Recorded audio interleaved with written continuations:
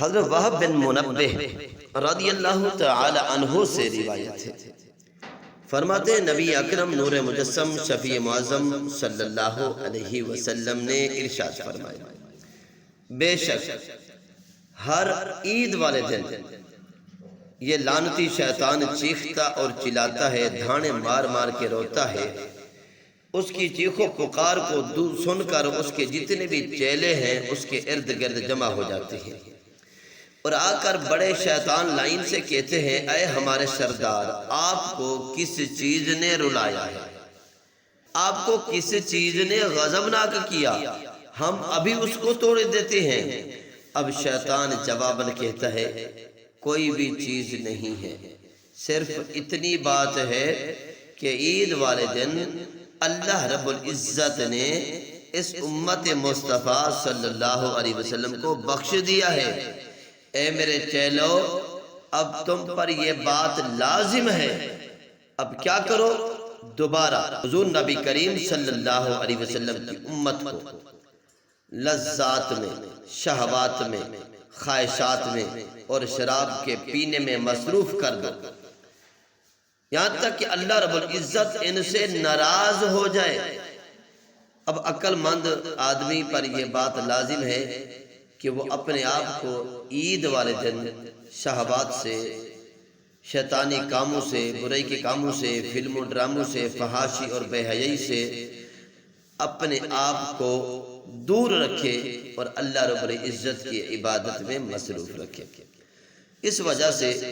آقا علیہ السلام نے ارشاد فرمایا، اجتہدوا یوم الفطر فی الصدقہ واعمال الخیر۔ میرے محبوب علیہ السلام فرماتے ہیں، عید والے دن صدقہ کیا کرو، اچھے اعمال کیا کرو، نماز پڑھا کرو، زکوٰۃ دیا کرو اور تسبیح و تحلیل کے کام کیا کرو، اللہ رب العزت کی حمد و ثنا بیان کی کرو، کوشش کرو، کیونکہ عید الفطر کا وہ دن ہے جس میں اللہ رب العزت تمہارے گناہوں کو بخش دیتا ہے، تمہاری دعاؤں کو قبول فرماتا ہے اور تمہاری طرف نظر رحمت فرماتا ہے۔ حضرت صالح بن عبداللہ رحمۃ اللہ علیہ کا طریقہ کار یہ تھا۔ حضرت صالح بن عبداللہ یہ اللہ رب العزت کے نیک سیرت بندے گزرے ہیں۔ آپ رحمت اللہ علیہ کا طریقہ کار یہ تھا، جب عید الفطر کا دن ہوتا تو آپ عید گاہ کی طرف تشریف لے جاتے، نماز عید ادا کرتے، پھر اپنے گھر کی طرف واپس لوٹ آتے۔ اب وہ کیا کرتا تھا؟ واپس آتا تھا تو وہ اپنی گردن میں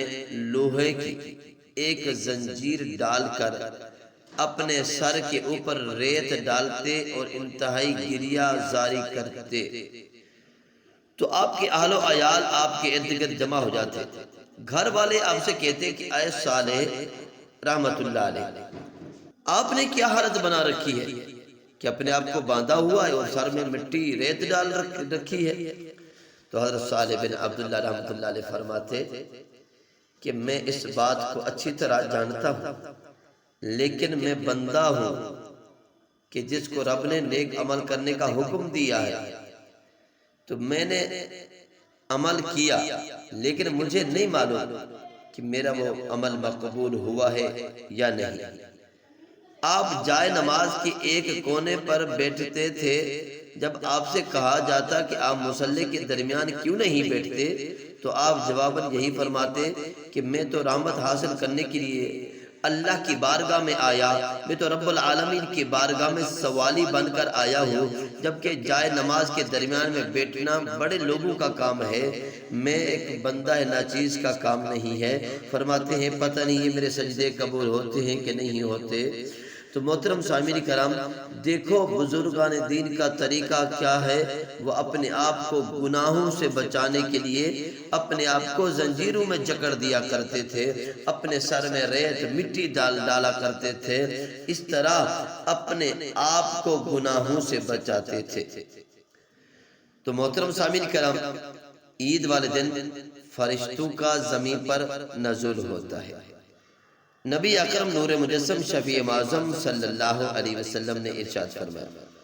جب عید الفطر کا دن ہوتا ہے تو اللہ رب العزت فرشتوں کو بھیجتا ہے، وہ زمین میں ہر شہر میں اترتے ہیں اور کہتے ہیں اے محمد مصطفیٰ صلی اللہ علیہ وسلم کی امتیوں، تم اپنے کریم رب کی طرف نکلو۔ جب وہ عیدگاہ کی طرف نکلتے ہیں، اللہ کی بارگاہ میں آتے ہیں، نماز عید ادا کرتے ہیں، نماز عید ادا کر لیتے ہیں۔ اے رب العالمین فرماتا ہے اے فرشتوں گواہ ہو جاؤ،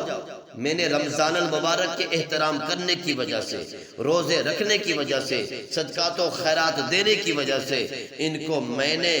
بخش دیا ہے، انہوں نے میری رضا حاصل کر لی ہے، اب میں نے ان کو بخش دیا ہے۔ اب وہ جب اپنے گھر کی طرف لوٹتے ہیں تو وہ گناہوں سے پاک ہو کر لوٹتے ہیں، رب العالمین ان کے گناہ معاف فرما دیتا ہے۔